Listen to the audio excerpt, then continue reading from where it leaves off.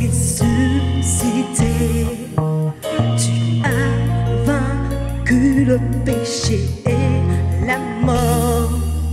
Ton nom est au-dessus de tous les noms. Tu es assis à la droite du Père, vêtu de gloire, d'honneur et de puissance.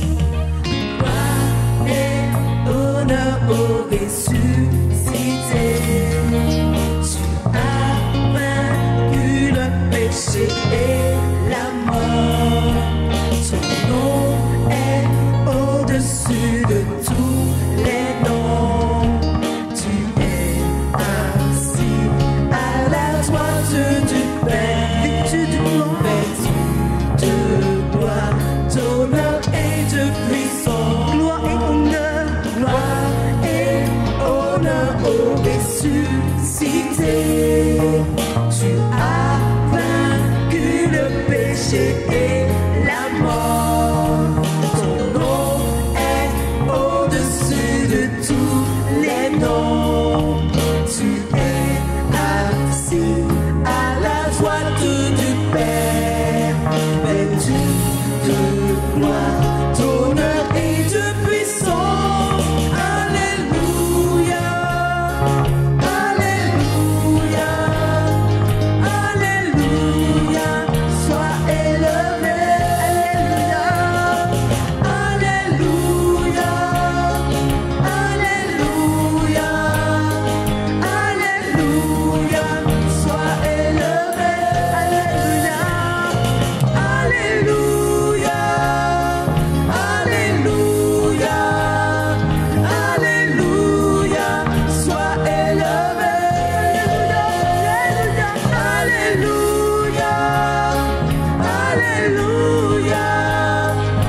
Alléluia. Sois élevé. Grand et puissant, notre Dieu. Tu es élevé, tu règnes à jamais. Grand et puissant, notre Dieu. Tu es élevé, tu règnes à jamais. Grand et puissant, notre Dieu. Tu es élevé, tu règnes à jamais. Grand et puissant, notre Dieu. Tu es élevé, tu règnes à jamais. Gloire et honneur au ressuscité. Tu as vaincu le péché et la mort. Ton nom est au-dessus de tous les noms. Tu es assis à la droite du Père, vêtu de gloire, d'honneur et de puissance. Gloire et honneur au ressuscité. Tu as vaincu le péché et la mort. Ton nom est au-dessus de tous les noms. Tu es assis à la droite du Père, vêtu de gloire, d'honneur et de puissance. Gloire et honneur au ressuscité. Tu as vaincu le péché et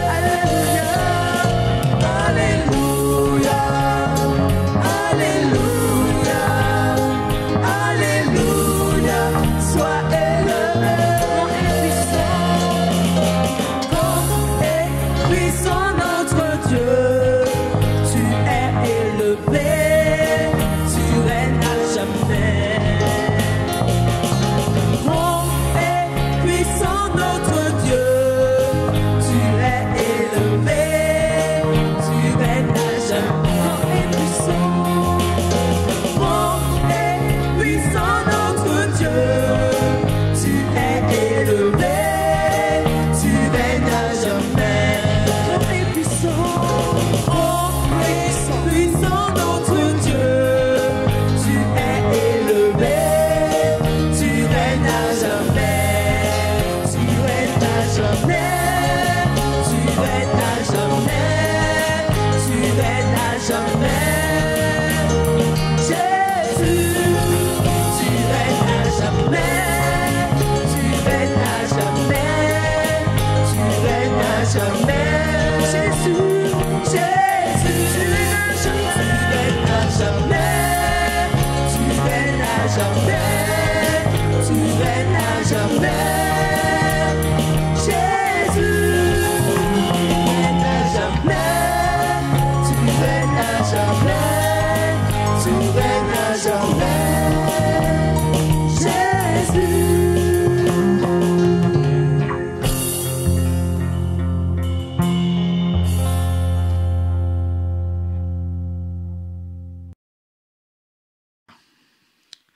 Bienvenue sur la chaîne Étincelle, la chaîne de la proclamation de l'Évangile. Bonjour à toi bien-aimé, j'espère que tu te portes bien. Je vous salue tous dans le nom de notre Sauveur Jésus-Christ. Que la grâce et la paix de notre Seigneur vous soient communiquées par le Saint-Esprit. En ce jour, j'aimerais ne pas être trop long. J'aimerais aller droit au but avec toi ce matin, bien-aimé. Je voudrais te parler même si nous vivons ces temps confus, j'aimerais que nous ne puissions pas perdre notre objectif de vue. Que ces temps soient favorables ou non, rappelons-nous, bien-aimés, que non seulement nous sommes des chrétiens, mais que nous sommes des disciples. J'aimerais te rappeler en ce matin ce qu'est un disciple. J'aimerais te rappeler également les conséquences de l'application de la marche du disciple et également les conséquences de la non-application de cette marche. Ce matin, je ne viens pas avec un passage qui te serait inconnu. Surtout si tu connais les paroles de ton Dieu, si tu connais les paroles de ton Seigneur. J'aimerais partager un court passage avec toi dans Marc chapitre 8, des versets 34 à 38. Il est écrit dans ce passage, « Puis ayant appelé la foule avec ses disciples, il leur dit, « Si quelqu'un veut venir après moi, qu'il renonce à lui-même, qu'il se charge de sa croix et qu'il me suive.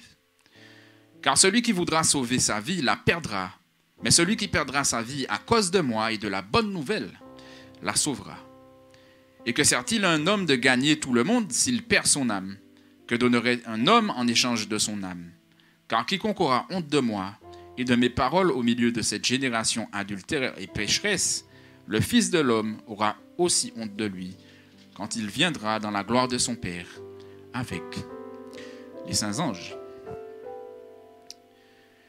Avant d'aller plus loin, je pense qu'il convient de convenir ce qu'est un disciple, même si nous savons, pour la plupart d'entre nous, ce que c'est. Mais d'après le petit Larousse, c'est celui qui suit l'enseignement d'un maître. C'est celui qui suit l'exemple de quelqu'un de très près. Le disciple, il prend pour modèle le maître. Dans notre contexte, Jésus est en train de parler à une foule et ses disciples. Voilà ce qui est dit dans ce passage. Donc on comprend que d'un côté, il y a des personnes qui ne le suivent pas, et puis il y a de notre côté des personnes qui le suivent. Jésus, dans ce texte, nous apprend premièrement ce que nous devons faire si nous souhaitons aller à sa suite, si nous voulons être de véritables disciples. Il nous apprend quelle est cette marche à garder. Et puis, il nous parle également des conséquences de l'application de cette marche et des conséquences de la non-application de cette marche. Jésus nous dit une chose importante dès ce verset 34. Il nous dit, si quelqu'un veut venir après moi, qu'il renonce à lui-même, qu'il se charge de sa croix et qu'il me suive. Être disciple, ça commence par cette chose très importante dans nos vies. C'est ce qu'on appelle le renoncement. Le renoncer à soi, c'est se renier soi-même, c'est renoncer, renier ses valeurs, ses habitudes, ses comportements, ses intérêts. Tout ce qui fait de nous une personne, et puis bien sûr, acquérir celle de notre maître. Et c'est une chose qui n'est pas si simple à mettre en application dans nos vies.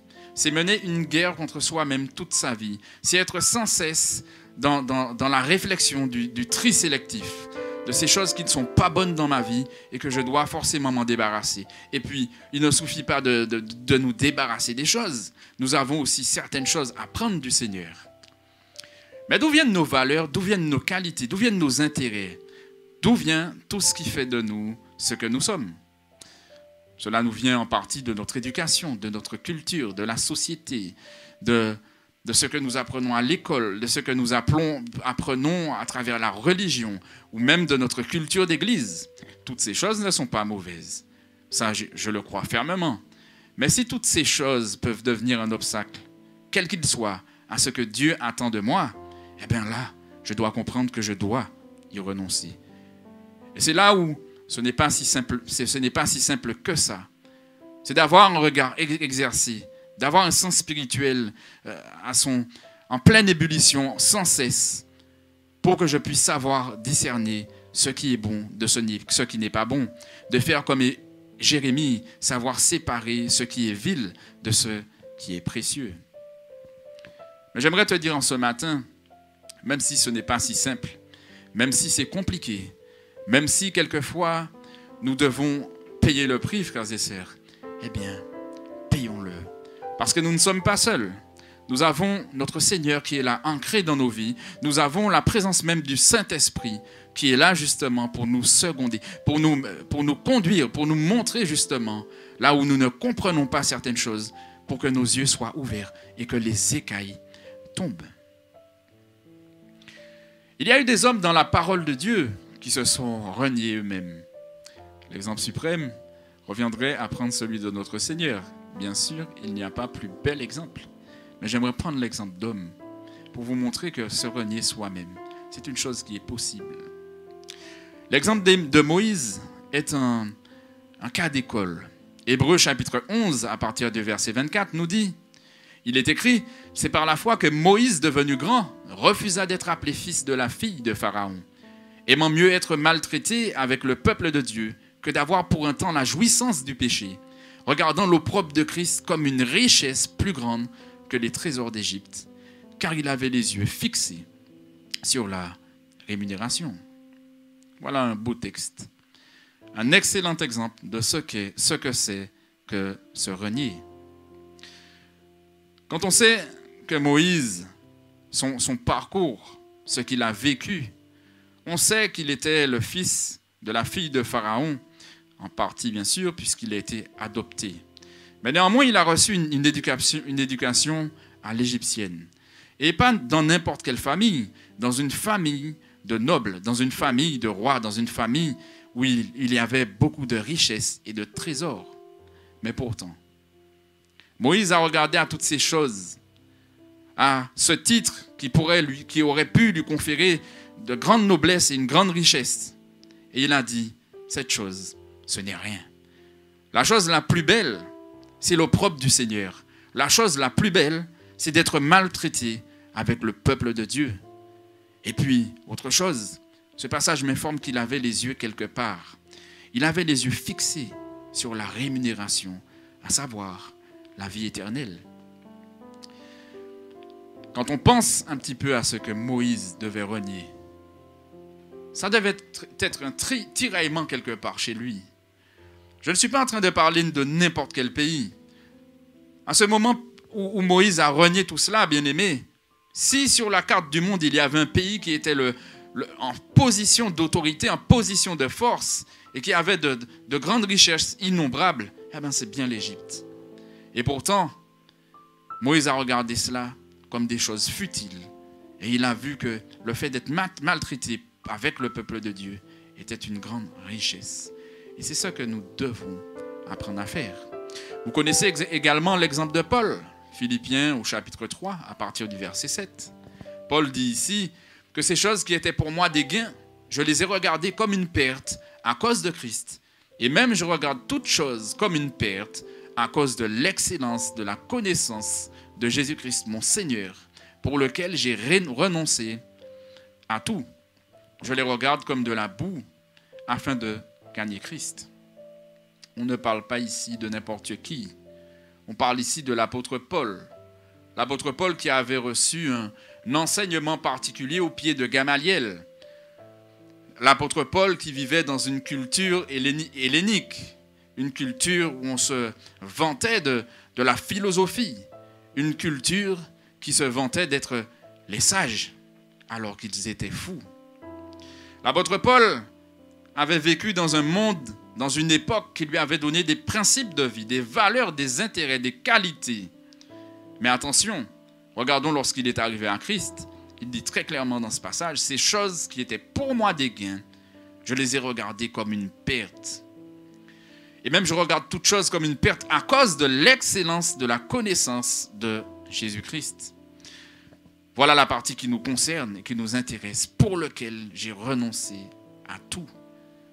Renoncer à tout, bien-aimé, c'est aussi renier ses principes, c'est se renier soi-même, c'est regarder à toutes ces choses que j'ai eues avant ma vie dans le Seigneur, comme étant, pour la plupart, de la boue. Et même le passage en grec est encore plus fort, comme des excréments. C'est le mot skubalon. Je crois que nous pourrons tous citer des personnages au plus profond de notre cœur, des personnages bibliques qui se sont reniés eux-mêmes. Mais nous ne le ferons pas en ce matin, le temps nous manquerait. Et je n'ai surtout pas envie de vous embêter avec cela, bien-aimés. Je crois que le Seigneur nous parle à tous et qu'il nous montre la voie à travers tout cela. Suivre Christ, la première chose, c'est le renoncement à soi, c'est se renier soi-même. Je reste persuadé qu'aucun d'entre nous s'est retrouvé dans un supermarché en allant faire ses courses et qu'il ait vu un produit sur une étalage où il était écrit « Prenez-moi, je suis gratuit ». Honnêtement, si ça existait, même moi, je serais dans ce centre commercial à aller prendre ces produits qui étaient gratuits. Mais ça n'existe pas. Il faut mettre la main à la poche. Hein? Il faut payer parce qu'il y a un prix à payer. Bien-aimé, je reste persuadé que tu sais où est-ce que je veux en venir. Pour suivre Christ, il y a aussi un prix à payer. Peut-être que vous êtes amateur de boxe, amateur d'athlétisme, amateur de karaté ou de toutes sortes d'arts martiaux, que ne sais-je. Vous le savez. Même Usain Bolt, pour avoir été un grand champion comme lui, il s'est renié lui-même. Il a dû s'abstenir de grandes choses. Il a dû, par exemple, ne pas consommer d'alcool, comme il le disait, d'avoir un régime alimentaire strict. Pour ces guerriers moines Shaolin également, ils ont dû prendre des coups pour pouvoir justement satisfaire aux exigences de leur maître. Et ils commencent dès leur enfance. On les voit pleurer de douleur avant d'arriver à faire un grand écart, avant d'arriver à faire toutes ces prouesses techniques que nous voyons, toutes ces choses qu'ils savent faire, qu'ils maîtrisent. C'est vrai que c'est extraordinaire, mais on le sait. Pour pouvoir arriver à un tel niveau de maîtrise technique, il y a un temps de souffrance. Un temps de souffrance. Et c'est la même chose pour toi et pour moi. Nous avons un temps de souffrance. Et durant notre temps de vie, c'est la dévotion que nous payons. C'est le dur labeur. C'est la discipline. Bien-aimé, j'aimerais t'encourager pour toi qui payes le prix, pour toi qui cherches à payer le prix. N'oublie jamais qu'au bout de ta course, il y a quelqu'un qui t'attend. C'est pas moi. Que béni soit le Seigneur. C'est Jésus qui t'attend au bout de ta course. C'est lui qui te récompensera. C'est lui qui te regardera droit dans les yeux, qui te donnera un nom nouveau, qui te donnera un nom caché, qui te donnera des connaissances de choses qui étaient inexistantes pour toi dans le monde. Toute cette connaissance biblique que nous n'avons pas, que nous n'aurons pas jusqu'à notre mort, sera changée et transformée en un clin d'œil, bien-aimé. Et Jésus, il veut te donner tout cela, afin que tu puisses le connaître tel qu'il est. Bien-aimé, il y a de la souffrance, c'est vrai. Mais là-haut, il y a de belles choses qui nous attendent. Il y a une maison, un palace, une demeure. Alors peut-être que tu vis dans un petit palace de tôle ici-bas, ou peut-être que tu as ta grande ville imposante, mais dis-toi qu'elle n'est rien face à ce que le Seigneur te donnera lorsque tu seras là-haut. Le Seigneur a tant de richesses, de belles choses. Et bien sûr, c'est le plus grand cadeau pour moi. Ce n'est pas toutes ces belles choses, la demeure, oui, tout ça, nous allons le prendre, merci Seigneur. Mais de le voir tel qu'il est. De voir mon Sauveur face à face. De pouvoir discuter avec lui de visu et de pouvoir être dans sa félicité de manière éternelle. Oh, que de belles choses. Ce prix est difficile à payer, c'est vrai. Mais j'aimerais te dire que tu n'es pas seul, bien-aimé. Tu n'es pas seul dans ton combat. Le Saint-Esprit est là pour t'instruire, il est là pour te corriger, il est là pour te remettre dans l'axe. Et il y a une chose qui est belle avec notre Seigneur, c'est que c'est un Dieu qui est gracieux. Il est prêt à nous pardonner, bien-aimés, à nous faire grâce et miséricorde si nous reconnaissons nos fautes et si nous les délaissons. Il est prêt encore à nous faire grâce et à revenir vers nous, à nous saisir par la main comme autrefois et nous ramener sur le sentier de vie. Voilà une chose qui est belle, parce que nous, les hommes, nous, le commun du mortel, dès que nous faisons une erreur, nous sommes prêts à cataloguer, nous sommes prêts à jeter une personne, les gens dans nos boîtes de perdition où on ne souhaiterait jamais qu'ils ne ressortent. Il n'y a pas de ça chez le Seigneur. Il ne rejette jamais celui qui vient à lui. Et c'est là l'essence de toute la bonne nouvelle, bien-aimés. Parce que si il nous arrive d'être désobéissants, notre Seigneur est là pour manifester sa grâce, nous saisir par la main. Mais il nous faut pour cela payer le prix. À savoir nous renier nous-mêmes, à savoir regarder cette habitude qui est dans ma vie, que je n'ai pas abandonnée, qui m'a buriné dans tous les sens. Il faut savoir la délaisser, il faut savoir le reconnaître et le délaisser pour que le Seigneur puisse manifester sa grâce. Et c'est là l'encouragement pour toi et pour moi en ce matin. Jésus nous donne encore une autre information dans ce passage. C'est vrai qu'il faut se renier soi-même, mais il nous dit également que nous devons porter notre croix. Porter sa croix, qu'est-ce que cela veut dire? Vous savez, ce n'est pas forcément comme certains le font.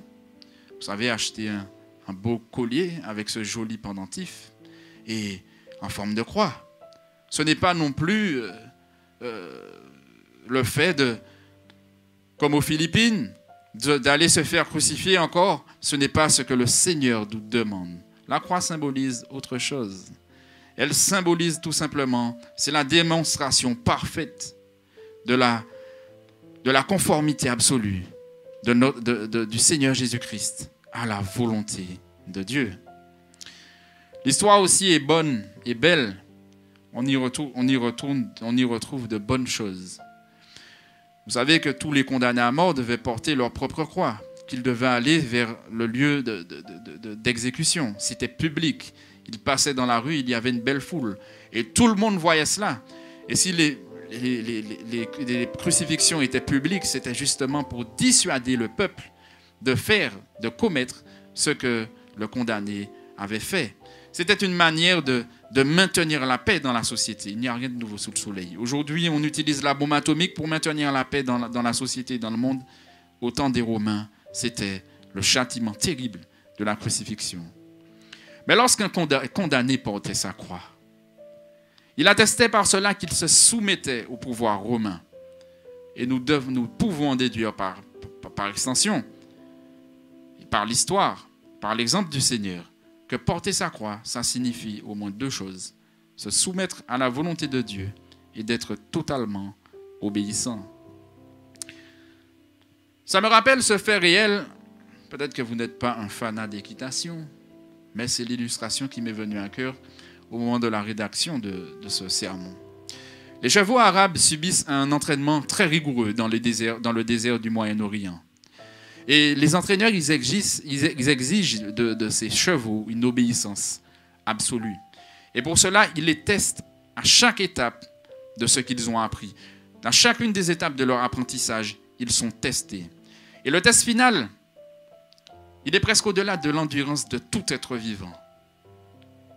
Les entraîneurs obligent aux chevaux à se passer d'eau pendant plusieurs jours, puis ils les lâchent. Et en les lâchant, on peut comprendre ce qu'ils font. Les chevaux se ruent directement vers un point d'eau et ils se jettent à l'eau tellement qu'ils ont soif. Mais juste au moment de le faire, l'entraîneur prend son sifflet et il se met à siffler pour leur montrer qu'ils doivent s'arrêter. Et le cheval qui a été parfaitement entraîné, il s'arrête en face de cette eau. Il s'en détourne et il retourne voir son maître. Et les chevaux qui ne sont pas encore prêts, ils se ruent vers l'eau. Il y a une souffrance là aussi pour le cheval qui revient. Parce qu'il est encore assoiffé. Et c'est par la suite que son maître lui redonne un coup de sifflet pour qu'il puisse aller, retourner, boire. Avoir un cheval qui est surentraîné comme cela, c'est assez important d'en avoir un, surtout lorsqu'on est dans un désert aride. D'avoir un cheval qui nous obéit, qui obéit à son maître au droit et à l'œil, c'est important. Et il est important également que dans ce monde, le Seigneur trouve des personnes qui soient totalement obéissantes et soumises. Et c'est là la question qui se pose à toi en ce matin, qui se pose à moi également, car je ne suis pas plus que toi. Suis-je réellement soumis? Suis-je sans cesse obéissant? Est-ce que je paye souvent ce prix? Est-ce que je me laisse toucher par les paroles du Seigneur, par ses avertissements? Parce que je reste persuadé que nous ne sommes pas sans parole. Le Seigneur nous parle à tout instant, par la voix même, par notre conscience, par la voix du Saint-Esprit. Es-tu soumis? Es-tu obéissant? Je ne peux pas répondre pour toi ce matin, mais comprends que Dieu s'attend à ce que tu sois soumis à sa volonté et que tu sois totalement obéissant pour que tu sois un cheval utile dans les plaines, dans le désert aride du Moyen-Orient. Oui, bien-aimés, nous vivons des temps compliqués. C'est une illustration à propos. Nous sommes semblables à ces chevaux. Nous vivons un temps compliqué, un temps désertique, mais un temps où Dieu nous attend, où il veut que nous payions le prix pour le suivre. Nous avons vu ce qu'est la marche du disciple, en quoi ça consiste. Voyons maintenant les conséquences de l'application de la marche du disciple. À l'instar de ces guerriers moines Shaolin, suivre les exigences de son maître, ça entraîne inévitablement des sacrifices. Ça inévitablement, ça entraîne de la souffrance. Il y a un prix à payer pour que nous soyons des disciples. Et ce prix, c'est le reniement de soi, c'est la soumission, c'est l'obéissance. Mais le verset 35 est intéressant. Il nous montre ce qu'entraîne l'application de cette marche. Il est écrit au verset 35, « Car celui qui voudra sauver sa vie la perdra. Mais celui qui sauvera sa vie à cause de moi et de la bonne nouvelle la sauvera. »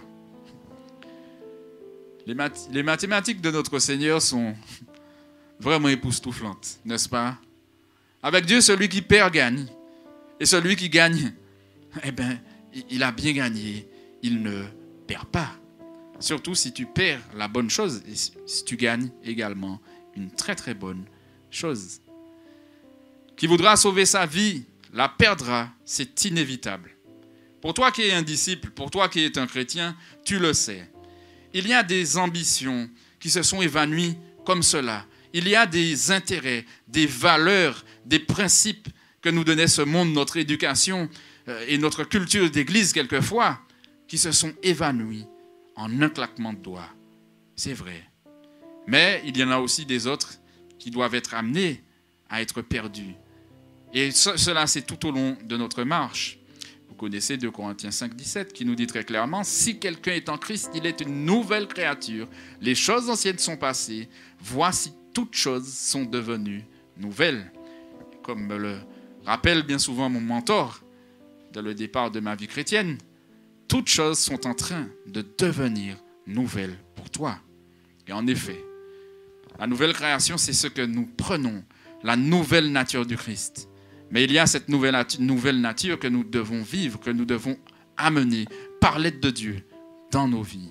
Et cela, ça demande du travail, ça demande du travail sur soi, ça demande vraiment une abnégation complète envers nous-mêmes. Tu as peut-être perdu de belles choses étant dans le monde.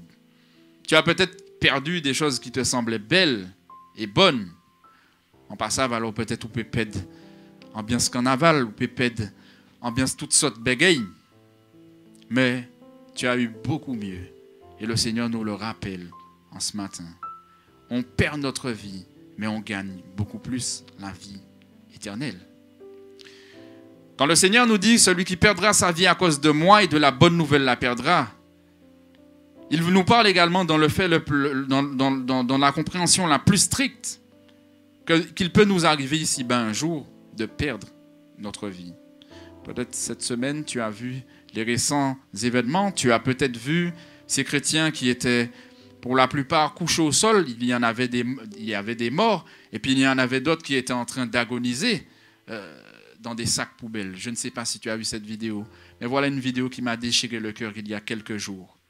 Mais c'est aussi ça, être chrétien. Nous avons aussi ce prix, nous devons le payer, bien-aimés. Mais il y a une chose qui est belle, que même lorsque notre vie physique s'arrête, celle que le Seigneur nous a donnée prend le relais. Parce que la mort n'est nulle autre chose qu'un tremplin vers la vie éternelle, bien-aimés. Une fois que nous mourrons, peut-être qu'il y a des choses sur lesquelles nous attachons, bien sûr, les belles choses telles que la famille, telles que notre épouse, nos enfants. Oui, nous pouvons penser à toutes ces choses, mais même notre femme et nos enfants ne peuvent surpasser ce que le Seigneur nous donnera. Bien-aimé, j'aimerais t'encourager et non pas te décourager. La Bible nous parle de ces temps difficiles où les hommes vont être égoïstes, où les hommes vont être irreligieux, où les hommes seront des calomniateurs, où même certains n'hésiteront pas à ôter la vie de tous ceux qui croient. Nous avons vécu ce temps bien avant que le Seigneur Jésus-Christ ne vienne sur cette terre. Et avec Christ, ce temps est venu et nous le vivons encore. À cause de Christ et de la bonne nouvelle, il y en a beaucoup qui meurent encore aujourd'hui. J'aimerais vous le dire, bien-aimés, si une telle chose devait nous arriver un jour, j'aimerais vous le dire, ne perdons pas courage. Mais laissons-nous amener à la mort pour le Seigneur et pour sa gloire. Parce que même si là nous perdons notre vie, nous gagnons beaucoup mieux. Je reconnais le dilemme, ces paroles qui sont difficiles à entendre. C'en est même une folie pour l'homme. Mais pour toi qui es chrétien, tu sais très bien qu'elle n'est pas folie. Bien sûr, notre raison humaine, quelquefois, nous pousse à ne pas vouloir mourir, bien-aimés. Quand on va penser à toutes ces choses qui nous attachent ici-bas, nous n'avons pas envie de mourir. Mais bien-aimés, j'aimerais vous dire une chose. Ne regardons même pas à cela. Tout cela, c'est l'affaire de notre Dieu. C'est l'affaire de notre Seigneur. Car c'est lui qui a fait germer notre vie. C'est lui qui nous a donné naissance. C'est lui qui connaît également le jour où nous mourrons. Et contre cela, bien-aimés, nous ne pouvons pas y lutter. Si notre jour arrive et que nous devons mourir entre les mains de malfaiteurs, eh bien, laissez-les prendre notre vie. Nous savons que c'est un bonus pour nous. Une fois morts, nous sommes au ciel devant notre Dieu. Il y a une mère extraordinaire dont je voudrais vous parler en ce matin, qui avait compris que être à l'article de la mort, ce n'est pas tout. J'aimerais vous parler de la mère de ce missionnaire, Walter Gonans. Elle était bien plus que convaincue de cela. Roland Bingham, le fondateur de la mission SIM, si vous connaissez, était parti au Soudan. Et il était parti au Soudan grâce à cette maman qui, dans le calme de son salon, un jour lui raconta comment une fille était partie en Chine. Et elle avait également convaincu son fils, Walter Gonans, à partir au Soudan. Mais il n'est pas parti seul, il partit avec le fondateur de la mission SIM, Roland Bingham. 1 an et demi plus tard, après quelques années de mission, Bingham est revenu seul au Canada. Walter et Thomas Kent, qui étaient partis pour annoncer Christ, sont morts quelque part à l'intérieur du Nigeria. Et il se trouve que Bingham était parti pour rendre visite à la maman de ce missionnaire, pour lui rapporter les derniers effets personnels de son fils. Et il se rappelle d'une chose, c'est que cette dame est restée en silence. Elle n'a pas parlé. Et les seuls mots qu'elle a prononcés, eh bien, c'était ceux-là. Elle lui dit, eh bien, monsieur Bingham, j'aurais préféré que Walter aille au Soudan et qu'il y meure tout seul, plutôt qu'il soit chez lui aujourd'hui et qu'il soit désobéissant à son Seigneur. Et Bingham rajoute dans cette histoire, notre succès dans cette entreprise ne signifie rien de moins que l'ouverture d'un pays à l'évangile. Notre échec tout au plus, rien de plus que la mort de 2 ou 3 fanatiques égarés. Pourtant, même la mort n'est pas un échec. Les desseins de Dieu se sont accomplis. Il utilise également les morts aussi bien que les vies pour faire avancer sa cause. Bien-aimés, nous pourrons peut-être un jour faire face ou pas à la mort pour la cause de Christ. Si cela devait arriver, armons-nous de cette pensée, bien-aimés.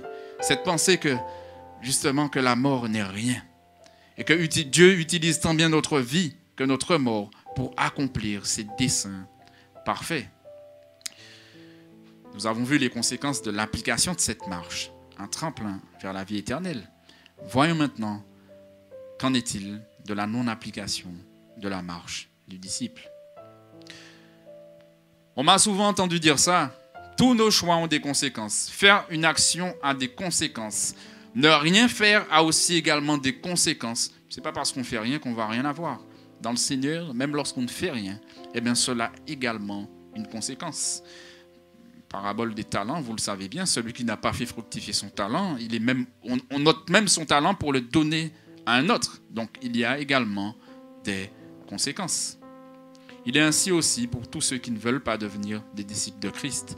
Et il est aussi ainsi pour tous ceux qui ne veulent pas aller jusqu'au bout avec leur Seigneur, qui préfèrent s'arrêter au bord du chemin et ne pas vivre pleinement ce que Dieu attend d'eux.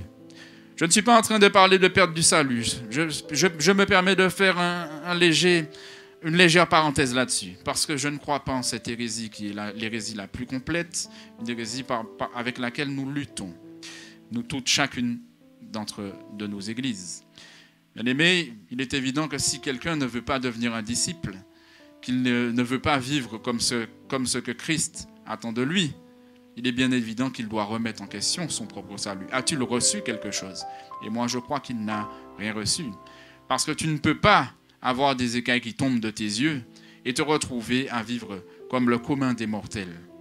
Bien sûr, cela peut arriver que quelqu'un mette sa vie en pause. Cela peut arriver. Ce n'est pas la norme, ce n'est pas ce que Dieu attend de nous. Et le pire dans tout cela, rien ne nous garantit qu'il puisse revenir, sauf si véritablement, dès le départ, il avait fait la paix avec son Dieu. Mais il y a des conséquences pour tous ceux qui ne veulent pas devenir de vrais disciples. Au verset 36 et 37,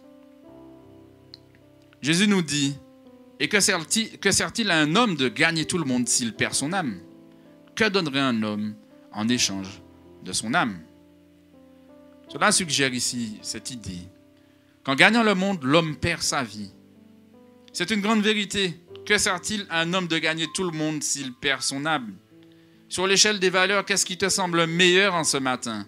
Je reste persuadé que c'est de gagner ton âme qui est plus haut sur l'échelle de la valeur. Le monde, ses plaisirs, ses passions, bien aimés, toutes ces choses ne sont que temporaires. Est-ce que c'est le fait de posséder une grande maison? D'avoir la grande voiture de luxe? Si moi je devais en avoir une, ça aurait été une Bentley. Mais comme je ne peux pas en avoir, donc voilà. Est-ce que c'est avoir une Ferrari? La grande Maserati? Excusez-moi de vous faire tout mon étalage de voitures, mais on aime beaucoup les voitures, nous les hommes, n'est-ce pas? Est-ce que c'est ça le plus important? Bien sûr que non. Même si nous devons gagner toutes ces choses et perdre notre âme, je reste persuadé que la meilleure des choses, c'est d'être un disciple et de gagner son âme. Bien aimé, la chose qui est la plus terrible, la belle chose, c'est que après la mort, il y a la vie éternelle avec Christ. Mais il y a aussi l'autre version. Il y a, après la mort, la vie éternelle, loin de Christ, sans Christ, dans la souffrance et dans des choses que je ne saurais vous décortiquer en ce matin. Tellement que, même si l'enfer est dépeint par la parole de Dieu, je le crois que même ma conscience ne peut pas le définir réellement. Je sais que c'est un lieu de souffrance, mais cela doit être une souffrance tellement extrême que est-ce que mon entendement peut saisir, peut comprendre cela? Le verset 38 nous l'a dit, « Car quiconque aura honte de moi et de mes paroles au milieu de cette génération adultère et pécheresse, le Fils de l'homme aura aussi honte de lui quand il viendra dans la gloire de son Père avec les saints anges. » Bien-aimé, imagine-toi cela. Tu fais le choix d'être un mauvais disciple. Enfin, on ne peut même pas dire mauvais disciple. Le mot définit une chose. Tu fais le choix d'être comme le commun des mortels. Tu as quand même entendu parler de Jésus. Tu t'es quand même assis dans des assemblées. Tu as goûté aux dons célestes. Tu as vu de belles choses s'accomplir, même à travers la prière. Mais toujours pour autant, tu n'as jamais saisi l'occasion de donner ton cœur parfaitement à ton Seigneur. Vous savez ce qui arrivera à ce type de chrétiens? Ils paieront le prix fort. Soit au jour de leur mort, la situation est réglée, soit au jour de l'enlèvement de l'Église. Car Dieu, quand Dieu viendra enlever son Église, Dieu enlèvera ses disciples, ses enfants. Il n'enlèvera pas le commun du mortel. Mais tout cela, ce n'est pas... C'est la fatalité qui accompagne tout cela qui est terrible. Car tu passeras à travers la tribulation. Des 7 années prévues par notre Seigneur terribles, où on voit des seaux s'ouvrir, on voit la colère de Dieu qui s'abat sur le monde. Et au bout de tout cela, si seulement tu arrives au bout de tout cela, peut-être que tu verras ton Seigneur.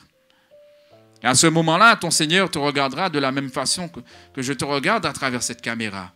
Et il te dira, je ne vous connais pas, j'ai honte de vous.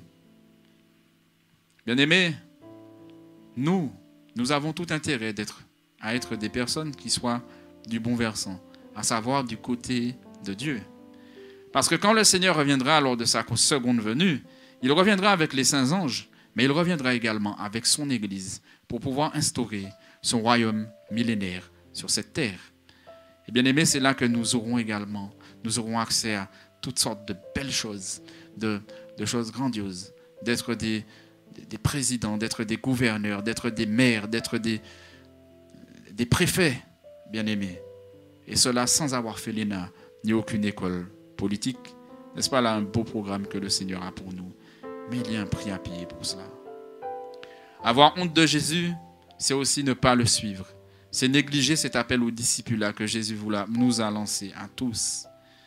On voit les conséquences qui sont données à tous ceux qui ne le suivent pas. Je ne le souhaite pour aucun d'entre nous. Je ne les souhaite même pas pour moi. Mais bien aimés, nous avons sans cesse besoin de revenir aux Écritures, aux pieds de notre Seigneur, pour pouvoir retrouver de motivations saines pour aller de l'avant. J'aimerais passer à quelques applications pour nous. Des applications pour vous et pour moi, pour nos vies de disciples. Ce texte m'a permis premièrement de remettre en question ma marche avec le Seigneur. Car bien évidemment, je ne suis pas parfait. Et oui, je le dis haut et fort, je ne suis pas parfait. J'ai tout autant besoin du Seigneur que vous dans ma vie pour que tout ce qui est au niveau des habitudes, pour que tout ce qui soit au niveau de mes valeurs, de tout ce que je dois renoncer pour payer le prix, soit fait. Mais dans ce texte, en ce matin, nous avons reçu un encouragement et même une application. Comment parvenir au renoncement à soi? Rappelle-toi de ce qu'a fait Moïse. Il a regardé l'opprobre de Christ comme étant la plus grande des richesses. Il n'a pas regardé à la bassesse de ses titres de noblesse et tout ce qu'on pouvait lui donner. Il avait les yeux fixés sur une chose aussi, sur la rémunération. Bien-aimés, nos yeux doivent être fixés sur le Seigneur et sur tout ce qu'il a à nous donner. Voilà un tremplin pour gagner, pour apprendre, pour aller de l'avant et pour encore faire sans cesse tomber des choses qui ne sont pas à la gloire de Dieu dans nos vies. En ce qui concerne l'obéissance et notre soumission, c'est un refrain que vous avez déjà entendu. Mais je bénis le Seigneur que je ne viens pas avec quelque chose de nouveau. On se poserait certainement des questions. L'obéissance, ça ne vient pas tout seul. Il faut se lancer et obéir. Pour la soumission, c'est la même chose, bien aimé. On peut le voir que Esdras chapitre 7 au verset 10, car Esdras avait appliqué son cœur à étudier, à mettre en pratique les lois de l'Éternel et à enseigner au milieu d'Israël les lois et les ordonnances. C'est de là où c'est venu son obéissance et sa soumission, de son cœur. Ne nous bornons pas à écouter la parole de Dieu, mais vraiment que de l'essence de notre cœur puisse nous faire, nous rendre totalement soumis et obéissants. Nous pouvons faire comme Esdras, appliquer notre cœur. Ça, c'est une chose qui t'est donnée, une capacité qui t'est donnée par le Saint-Esprit. Nous avons vu aussi également les conséquences de l'application de cette marche. Comme l'apôtre Paul, nous devons sans cesse mourir à nous-mêmes et voir toutes ces choses qui sont dans notre vie comme étant des pertes, comme elles le sont. Et tant bien même que nous puissions être persécutés ou même en prison, nous pouvons faire une chose, bien-aimés, compter sur Dieu. Parce qu'au bout, sur la ligne finale, il y a le Seigneur Jésus-Christ qui nous attend. Et dans ses mains, il y aura des récompenses, des couronnes, tant de belles choses qu'il nous donnera. Marcher comme bon nous semble entraîne aussi de la jouissance, la jouissance de bien ici-bas sur terre, mais de la jouissance éphémère. La vie éternelle, elle est un prix précieux et nous devons la payer, bien-aimés. Si nous marchons comme bon nous le voulons, ne nous attendons même pas à ce que le Seigneur nous donne quoi que ce soit. Mais au contraire, attendons-nous au châtiment et au jugement. Et je n'ai pas envie de cela pour toi. Je n'ai pas envie de cela pour moi. Bien-aimés, laissons le Saint-Esprit travailler dans nos cœurs, dans ces temps troublés. Laissons-lui nous aider à nous émonder, à délaisser ce qui est mauvais et à revêtir sans cesse l'homme nouveau. Bien-aimés, toutes ces choses, même si elles peuvent être compliquées, mais payons le prix, souffrons plutôt à côté de Christ que de souffrir éternellement après notre mort, loin du Seigneur. En ce matin, je ne serai pas plus long. Nous avons vu ce qu'est la marche du disciple. Nous avons également vu les conséquences de l'application de cette marche et nous avons vu aussi les conséquences de la non-application de cette marche. Bien-aimés, payons le prix, suivons le Seigneur. Que la grâce et la paix de notre Seigneur soient sur vous tous dans vos foyers. Soyez tous bénis. Et j'ai hâte de vous retrouver tous en présentiel. Que Dieu vous bénisse. À bientôt.